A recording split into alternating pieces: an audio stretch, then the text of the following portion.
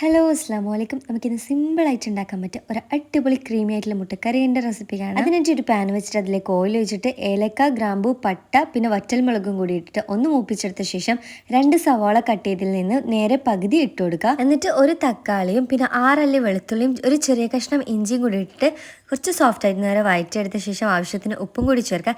ഇനി ഇതൊരു മിക്സിയുടെ ജാറിലേക്ക് ഇട്ടിട്ട് കുറച്ച് വെള്ളം ഒഴിച്ചിട്ട് നല്ല ക്രീമായിട്ട് തന്നെ ഒന്ന് അടിച്ചെടുക്കുക. ഇനി ബാക്കിയുള്ള സ്റ്റെപ്പ് ചെയ്യും. ആദ്യം അതിനായിട്ട് നമുക്ക് മുട്ട ഒന്ന് ഫ്രൈ ചെയ്തിട്ടെടുക്കുക. അതിനായിട്ട് കുറച്ച് ഓയിലൊന്ന് ഒഴിച്ചെടുത്തിട്ട് അതിലേക്ക് മുളക് പൊടിയും കുറച്ച് മഞ്ഞൾപ്പൊടി ഇട്ടിട്ട് പുഴുങ്ങിയ മുട്ട അതിലേക്ക് ചേർത്ത് കൊടുക്കുക.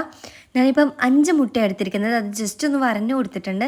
എന്നിട്ട് ഇത് ജസ്റ്റ് ഒന്ന് ഫ്രൈ ചെയ്തെടുത്ത ശേഷം ആ സെയിം ഓയിലിൽ തന്നെ നമ്മൾ ബാക്കി വെച്ച സവാളയും കൂടി ചേർത്തിട്ട് നന്നായിട്ട് നല്ല സോഫ്റ്റ് ആയിട്ട് വഴറ്റിയെടുക്കുക.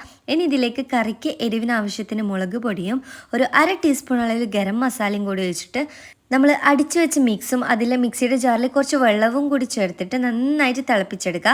തിളപ്പിച്ചെടുത്ത ശേഷം ഇതിലേക്ക് 1.5 ടേബിൾ സ്പൂൺ അളവിൽ അധികം പുളിയില്ലാത്ത തൈര് ചേർത്ത് കൊടുക്കുക. ഇനി നമ്മൾ ഫ്രൈ ചെയ്ത് വെച്ച മുട്ട ചേർത്ത് കൊടുക്കുക. ഇതിലേക്ക് 1 ടീസ്പൂൺ അളവിൽ ഒറിഗാനോ ചേർത്ത് കൊടുക്കുക. ഇല്ലെങ്കിൽ കുഴപ്പമില്ല, മല്ലിയില ചേർത്ത് കൊടുക്കുക.